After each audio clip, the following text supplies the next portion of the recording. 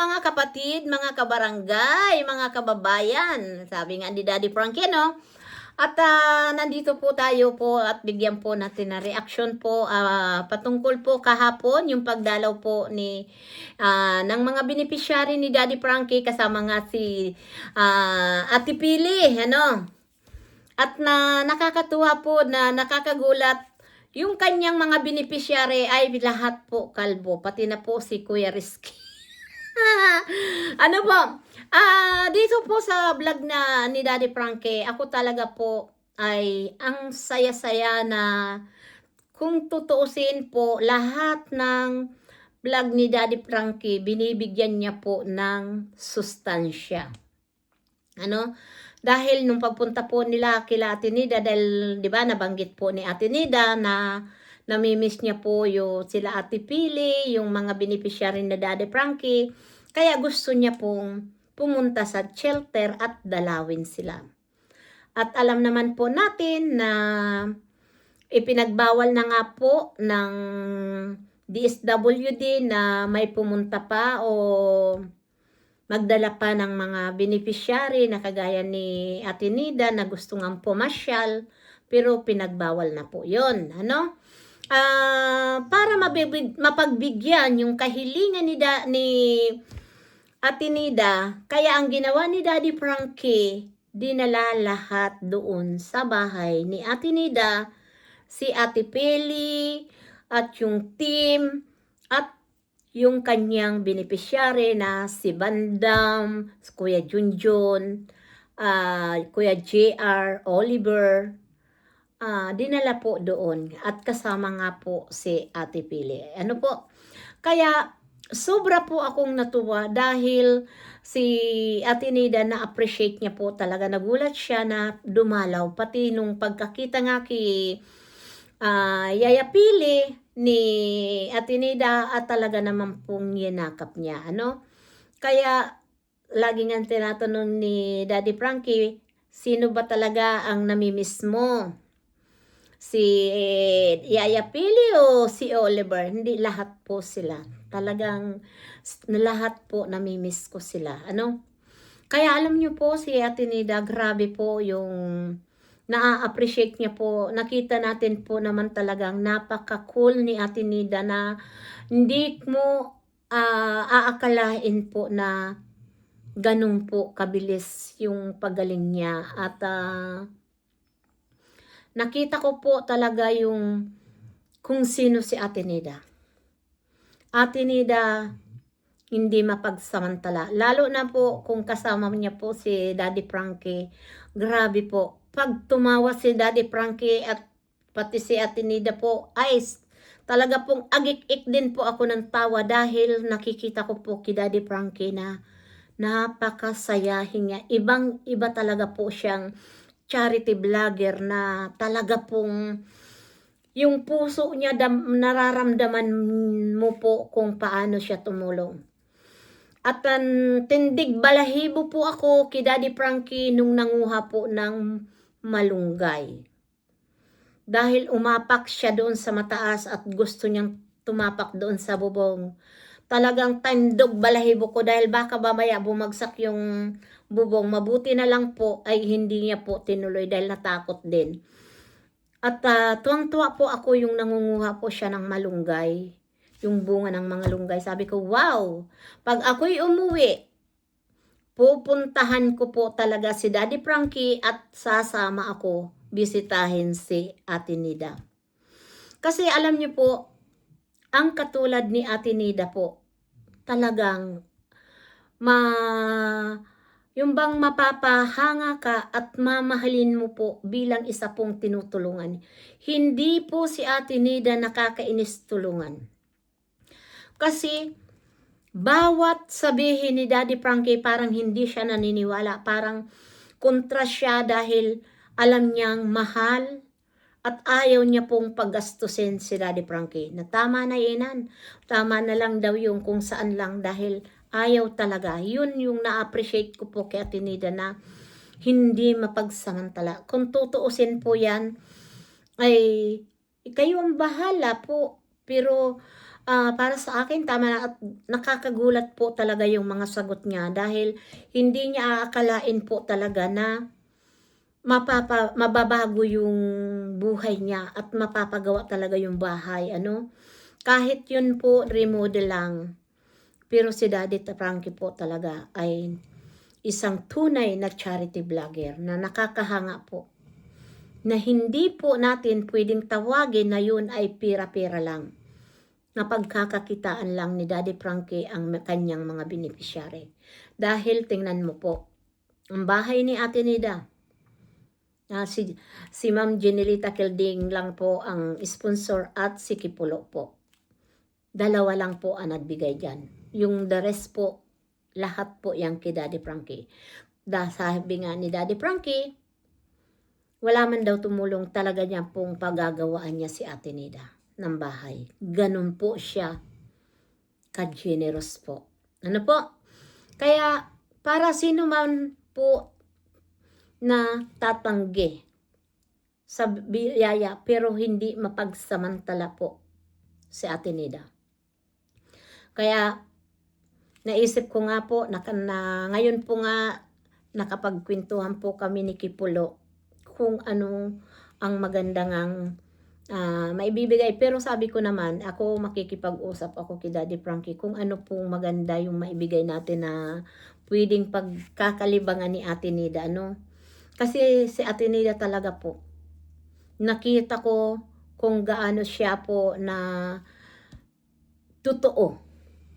Yung mga sinasabi po ni Ate Nida, iyan po ay galing sa puso niya. Hindi wala yan, basta kung ano lang po yung naisip niya. Totoo po lahat yung mga sinasabi ni Ate Nida.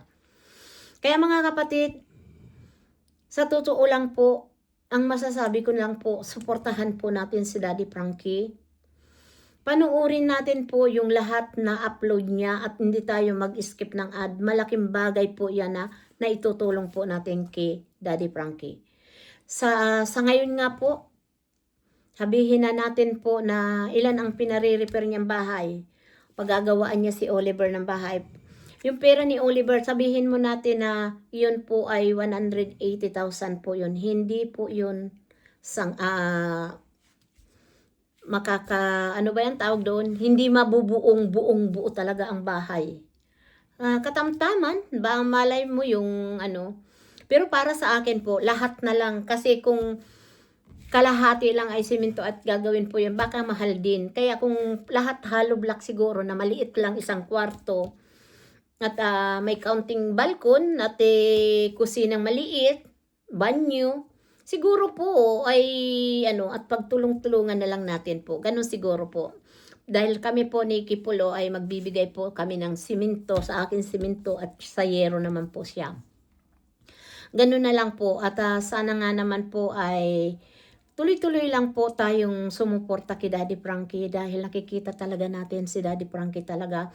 Hindi ka manginginayang matumulong dahil nakikita ko po talaga kay Daddy Frankie ang pagtulong niya po.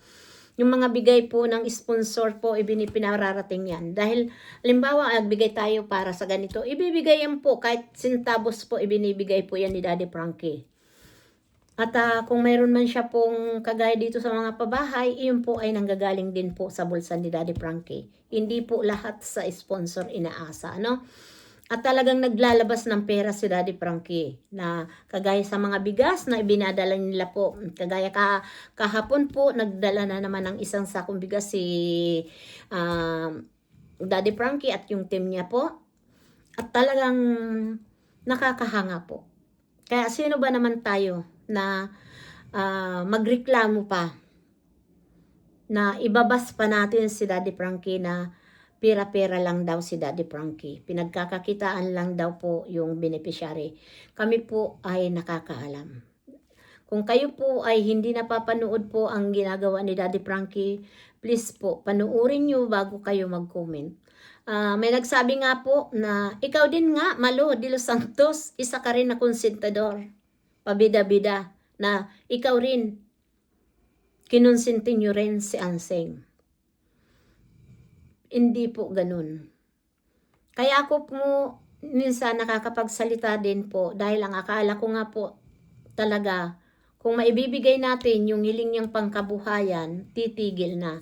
Pero iba talaga si Anseng po, no? Sana po maunawaan nyo kami ni Daddy Frankie at yung ibang mga sponsor kung bakit tayo po tumulong kay Anseng. Sana po ay maunawaan nyo. Dahil hindi naman lahat na bagay po na kami po ay magbibigay kay Anseng. Gaya po kay Daddy Frankie na humihingi po ng motor kay Daddy Frankie, hindi naman po yan pagbibigyan. Alam ko po yan. Dahil mas uunahin ni Daddy Frankie yung karapat dapat tulungan. Hindi po kay Anseng. Nabigyan na natin, na lahat na po naibigay kay Anseng. Ang motor po, hindi po necessaryong ibigay kay Anseng. Ano? Dahil hindi yan po ay luho na. At higit sa lahat, isipin natin po, ang mga beneficiary po dito, sila Ate Nida. Kaya po, natutulungan po ni Daddy Frankie. Yan lang po mga kapatid. At panuorin natin po yung mga upload ni Daddy Frankie. Lalong-lalo na po yung nakakatuwa kahapon na doon sila nagsalo-salo ng pagkain kila Ate Nida. Talagang so proud po talaga ako kay Daddy Frankie. At nakita po natin yung pag-akyat niya doon sa puno ng malunggay.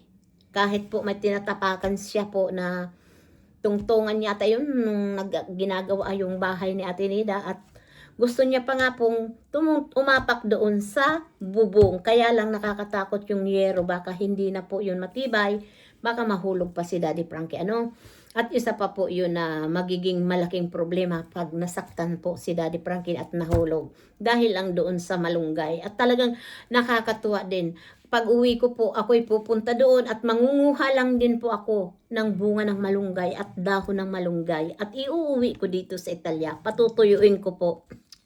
Kasi doon sa amin, sa Pilar, wala na masyado pong malunggay. Hindi na nakakadahon yung malunggay dahil pag dahon, nakukuha na po ng mga kapitbahay, di ba? Ganun po. Pero doon kila Ate Nida, nakita ko po talaga yung yabong ng malunggay. Ang sarap po talaga mamitas. Kaya si Daddy Frankie po tuwang-tuwa. Di ba? Na nangunguha. Sana pag punta ko sa bahay nila Ate Nida, pag pasyal ko po ng Pangasinan, ay talaga pong gusto kong marating po. Pupuntahan ko po sila Daddy Frankie. Dahil malapit lang po ang Pangasinan. Dahil ang asawa ko po ay taga Pangasinan. Malapit lang doon. Di ko lang alam sa Malasiki kung dahil sa Manawag naman po ang asawa ko. Kaya, ayan, hanggang dito na lang mga kapatid. Suportahan na lang natin si Daddy Frankie at panuorin natin yung mga vlog niya. At talagang pag-good vibes, lalo-lalo na kung itong si Ate Nida at Daddy Frankie po ay nagkasama. Talagang nandyan yung good vibes talaga na tumawa ka na lang tumawa dahil si Ate Nida talaga ay isa rin na joker yan. Mapagbiro. Dahil kung ano man yung mga sinasabi niya po ay talagang wag na natin intindihin dahil siya po mapagbiro po talaga si Ate Nida. Ano po?